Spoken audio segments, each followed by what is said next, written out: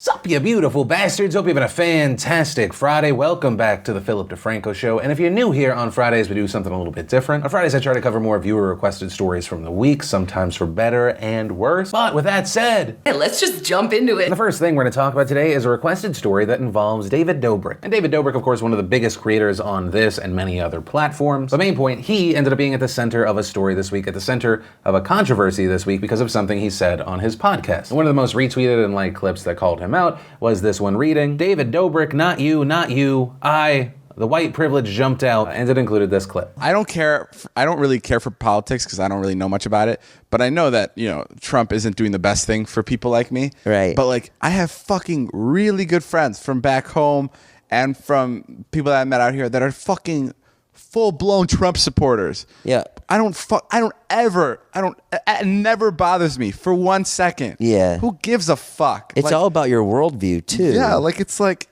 let's say chill. Take it fucking easy. I hate that. I hate when people get mad at shit like that. Yeah. Calm down. Take a breather. You just fucking live your life. Yeah. And some background / context so you understand that, in case you're unfamiliar with David Dobrik, he is a Slovakian-born dreamer. He's technically a DACA kid, right? He was an undocumented immigrant who entered the United States before he was 16, before 2007. So that's what Dobrik's referencing at the beginning of the clip as far as not the best for people like me. And this isn't the first time he's talked about things like this. Near the end of 2017, he tweeted out, "I paid $400,000 in taxes last year, and all I got was a free trip back to Slovakia, #DefendDACA. And also, I'm sorry to say I cannot attend VidCon Australia. As of yesterday, Trump has taken away all my travel privileges, #DefendDACA. And so because of Dobrik's current situation, the things he said in the past, you had some people saying that he was a hypocrite. You had that same Twitter user from before tweeting, "How are you going to say you're cool with people who supports the same man who is trying to tear your family and families like yours apart? You as an undocumented immigrant should be against that. A mess." Which I will say, I think that user has two conflicting arguments, right? In his initial tweet, he's talking about white privilege, but then in his follow-up, he's like, you're an undocumented immigrant that could get kicked out, right? Usually the thinking behind someone saying, hey, you have white privilege because someone says, I don't care about politics, that they're in the majority, they're not in a vulnerable position, so they're privileged to not have to care. Whereas the other argument is you're in this vulnerable position and you have a massive audience, so you should be speaking out against it, and it should be a big deal to you. And what I'll say is, while I do personally understand people's frustrations when anyone's like, I don't really care about politics, right? And they minimize people having very large reactions to a lot of unprecedented situations right now. I personally think that this clip that blew up, it's really not that deep. I have friends here and any of the places that I ever called home that are never Trumpers and full-blown Trump supporters. And regarding any and all of those people, I just understand that there are going to be places where we just massively disagree. And if anything, I think based on those conversations, I learn where people are coming from, and I also, it's just a constant reminder that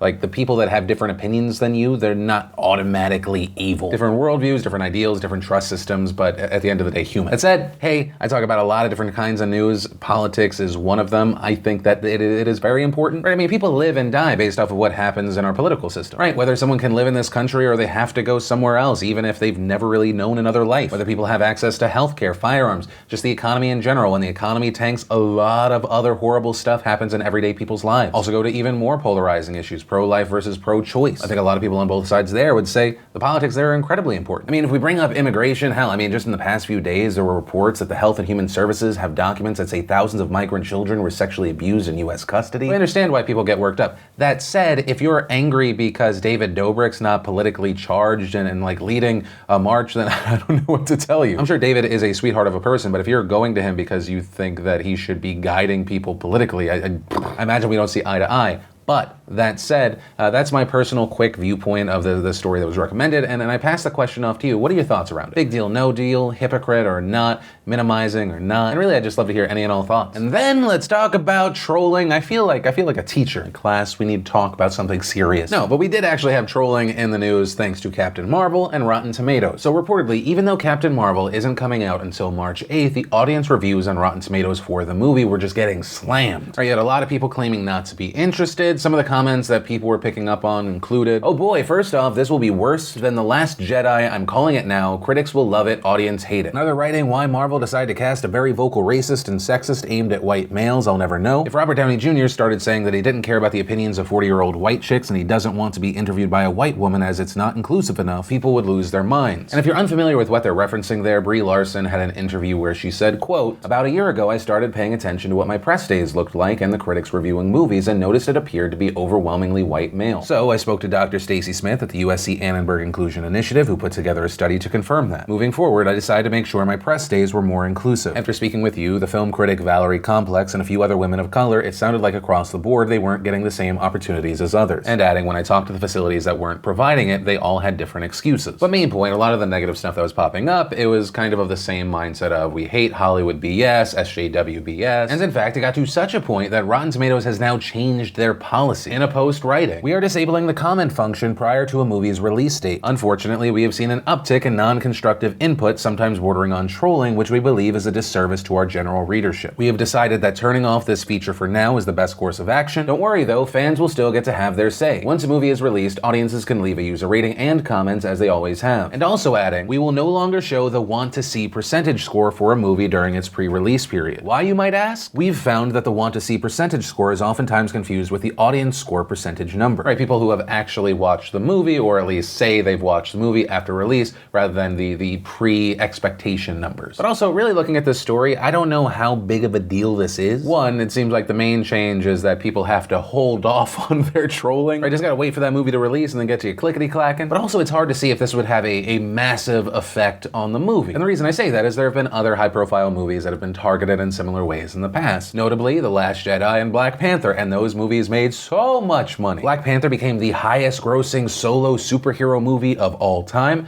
and The Last Jedi was the highest-grossing movie of 2017. So I think it would be a hard point to argue that the want to see has any sort of meaningful effect on box office. And so really, I think it's just going to change the timing and placement of people sounding off about some of these movies. But yeah, I mean, this isn't something new, and it's not going to be the end of it. People will always, whether you call it trolling or it is trolling or whatever way, get their feelings out there into the world regarding any sort of issue. But with that said, of course, I do want to pass the question off to you. What are your thoughts around this? Personally, I don't give a damn about what anyone thinks about the movies, good or bad. I'm just excited personally that we're getting Captain Marvel, and then the next month we're getting Endgame. I am so ready to be emotionally torn apart. But from that, I want to share some stuff I love today in Awesome, brought to you by Postmates and DeFranco.com. And if you're not familiar, Postmates is the fantastic delivery on-demand service. You want something from the store, your favorite restaurant, you want them to snag you some drinks, boom, open up the app, they'll deliver to your work, where you live, wherever. I've got the app since getting it. It's been one of the best additions to my life and my time. And best of all for you beautiful bastards, when you download it, which you can click the link down below, you can go to postdefranco.com, make sure you enter in code PhillyD because they'll give you $100 in free delivery fee credit. Yes, really, and enjoy. And the first bit of awesome is we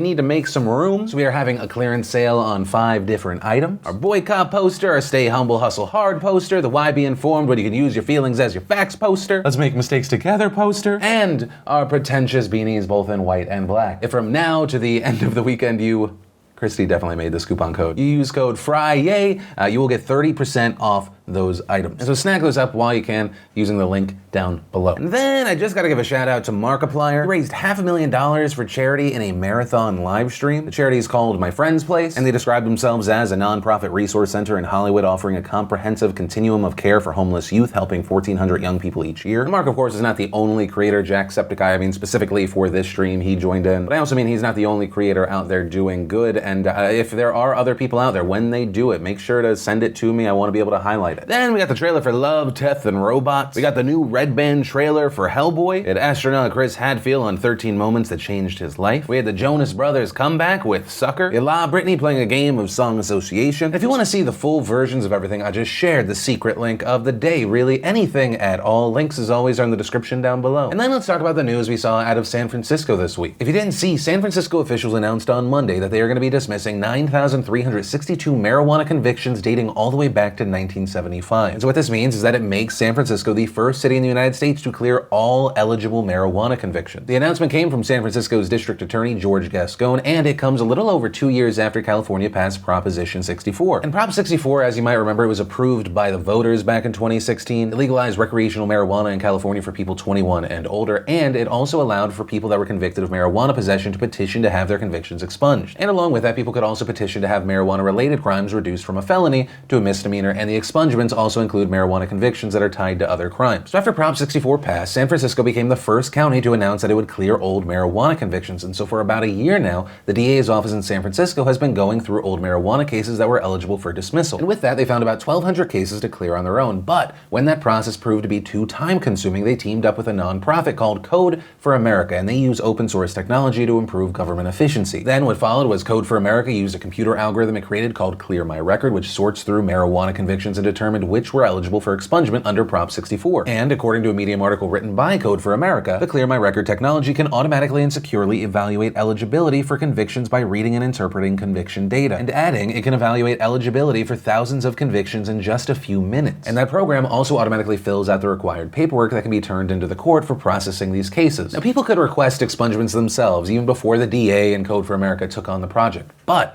before the city began to look for people who were eligible, only 23 people had actually petitioned the city to do something about their convictions. And the reason for that was simple. It was a pretty tedious task. As Gascon explained, you have to hire an attorney, you have to petition the court, you have to come for a hearing. It's a very expensive and very cumbersome process. And the reality is that the majority of the people that were punished and were the ones that suffered in this war on marijuana, war on drugs nationally, were people that can ill afford to pay an attorney. And as far as why it's important that people actually do this, I mean, the DA's office noted that people who have marijuana convictions on their records often have trouble finding employment. Along with that, they can face barriers when trying to get access to education, housing, loans, and public assistance. And along with this, Gascon also noted that there were racial disparities in marijuana arrests in that city. And in fact, a study done by the ACLU in 2013 found that in San Francisco, African Americans were more than 4 times as likely to be arrested for marijuana possession than white people. And in a press briefing, Gascon said, take San Francisco for instance. Our African American population is under 5%. But if you look at our convictions for marijuana offenses, 33% of people we convicted were African American, 27% were Latino. And so because of all of these factors, the city decided to take a proactive approach to clear past convictions themselves to help people who they say needed the most relief. So now that all that has to be done is for the courts to actually process the request, what does that mean for the rest of the country? Well, San Francisco's actions have actually prompted several other cities to follow their lead,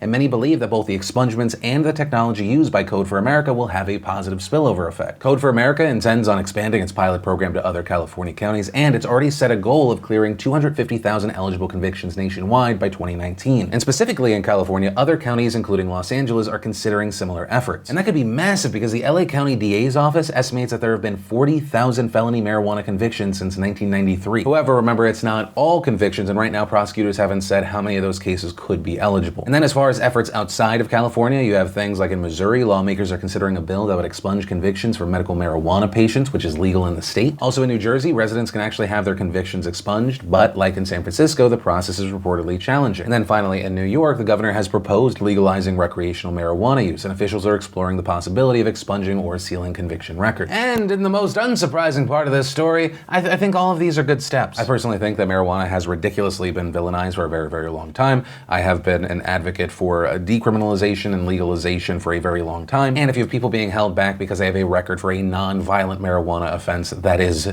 ridiculous. And given how clunky and expensive really anything involving the government can be, I love seeing a government actually trying to help the people out there. But that said, that's a story, that's my personal takeaway, and I pass the question off to you. What are your thoughts around this? And then let's talk about the news around Craig Coley, who spent 39 years in prison for a double murder committed back in 1978, but was recently found innocent and granted clemency in 2017. Coley was accused of raping 24-year-old Rhonda Wick and then killing her and her 4-year-old son. The investigation had led to Coley as he and Wick were dating and had recently broken up prior to her murder. And Wick's neighbors reported hearing banging the morning of the attack, and one neighbor even claimed to have seen Coley's truck through a window and also reported that someone with medium-length hair drove away in it. During the investigation, police searched Coley's home. They found a blood-stained towel as well as a child's t-shirt. They believe that the towel had Wick's blood and the shirt was used to smother her son. And with all of this, he was immediately arrested as a suspect and then charged with the killings, with the prosecution even filing a notice that it would be seeking the death penalty. And while the first trial resulted in a hung jury, Coley was tried again in 1980, and this time he was convicted for the murders. And there, he was sentenced to life in prison without the possibility of parole. However, Coley has maintained his innocence this entire time, even appealing his case and petitioning for a writ of habeas corpus, which allows a person to report unlawful detention or imprisonment. But ultimately, he was getting nowhere. But Coley wasn't alone. You had Simi Valley Police Detective Mike Bender, who examined Coley's file and became convinced of his innocence. He also brought Coley's case to various law enforcement agencies, but to no avail. But as far as what Bender saw, Bender noticed that Coley had an alibi for all but 20 or 30 minutes on the morning that the crime was committed, which in his opinion wasn't enough time to commit the murders. Along with that, Bender also found evidence that other legitimate suspects were let go by police who focused their investigation on Coley. And then in 2013, with Bender's help, Coley submitted a petition to California Governor Jerry Brown for clemency on the basis of factual innocence. And that petition in part claimed that a Simi Valley Police Department detective destroyed biological evidence that could have exonerated Coley. And then in 2015, Governor Brown requested the Board of Parole hearings to investigate the case. And in that investigation, multiple law enforcement officers said they believed Coley was innocent and that the detective who originally was in charge of the investigation, quote, mishandled the investigation investigation or framed Mr. Coley. So this led the Simi Valley Police Department along with the Ventura County District Attorney's Office to open an investigation into Coley's case. And during the investigation, they luckily found biological samples from the case in a private lab, despite the court ordering that they be destroyed after Coley had used all of his appeals. Advanced forensic analyses were conducted on the samples, the kind that were not available at the time of Coley's trial, and those forensics showed that the sperm and saliva from the sheet that Wick's body was found on did not contain Coley's DNA. Instead, it had the DNA of another person. Additionally, the blood and semen stains on the child's shirt recovered from Coley's apartment were also tested and did not have any of Coley's DNA. Although those tests did show Wick's son's DNA on the shirt, along with the sperm of several individuals, but none of which were Coley. Investigators even went to the apartment from which the neighbor claimed to have seen Coley's truck and determined that there was no way she could have correctly identified him or his truck at 5:30 a.m., stating that lighting conditions made it difficult to see details on vehicles and it made it even harder to see inside them. And then on November 20th, 2017, we saw a news release from the police department and the DA's office asserting Coley's innocence and claiming that the real murderer had not been brought to justice. And along with that, they also wrote a letter explaining their findings to California Governor Jerry Brown, who officially pardoned Coley 2 days later. And that pardon reads, Mr. Coley had no criminal history before being arrested for these crimes, and he has been a model inmate for nearly 4 decades. In prison, he has avoided gangs and violence. Instead, he has dedicated himself to religion. The grace with which Mr. Coley has endured this lengthy and unjust incarceration is extraordinary. But that was 2017. Why are we talking about this now? Well, because the story is not over. Back in February of 2018, Coley was awarded over $1.9 million by the Victim Compensation Board of the state of California. And essentially what that was is $140 per day for the 13,991 days he was incarcerated. However, Coley subsequently filed a federal civil rights lawsuit seeking damages from the city of Simi Valley. Which brings us to last Saturday when Simi Valley City Manager Eric Levitt announced the $21 million settlement, which, according to Levitt, could have meant exposure of up to $80 million in a worst-case scenario if it went to full litigation. However, of the $21 million, the city will pay $4.9 million, with the rest to be paid by insurance and other sources. And according to the statement on the City of Simi Valley's website that quotes the Los Angeles Times, Mr. Coley's 39 years was the longest prison term overturned in California. Following his release, he was awarded the largest payout ever from the Victims' Compensation Government Claim Board, which said it unequivocally accepts that Coley is actually innocent of the murders. And in response to all of this, Coley, who is now 71, stated, "It's not something you can describe other than it's painful. I went 4 decades not being able to grieve the woman and child I loved." And ultimately, that is where we are with the story. It's hard to call this a happy ending, right? Money's money, and I hope that he can use this money in some way to add to his life. But that time is priceless. All of that opportunity stripped from this man. There's no making that up. Time is the most valuable thing that we have. And of course, it's stories like this that make you think of the death penalty because, as we mentioned, initially prosecutors were seeking the death penalty. And if that had happened, instead of us talking about a wrongful imprisonment that everyone's trying to make right, you're talking about a dead man. Meanwhile, whoever did this potentially just still out there somewhere if they didn't get caught doing something else. No one's been charged with this, but if I did end on, if you can even call it a positive note, I do want to say that Mike Bender deserves so much credit. I mean, usually when we're talking about cases like this, it's organizations like the Innocence Project that are involved, keeping it alive, trying to move it, but this was kept on everyone's radar thanks to one detective. Without him, it's very likely Coley just remains in prison. But yeah, that's where this story ends for now. And the questions that I want to pass off to you, one, what are your thoughts regarding the payouts around wrongful imprisonment? And also two, if you're willing to share, what are your thoughts regarding the death penalty? And if you are one way or the other, does this story, really confirm what you're thinking, or do you think that it's an outlier, doesn't really affect? Any and all thoughts. And that's where we're going to end today's show. And remember, if you liked this video, you like jumping into it with us on the daily, let us know. Hit that like button. If you're new here, definitely be sure to subscribe, ring that bell to turn on notifications. Which, on that note, if you did miss either of the last 2 videos you want to catch up, you can click or tap right there to watch those. But with that said, of course, as always, my name's Philip DeFranco. You've just been filled in. I love yo faces, and I'll see you Monday.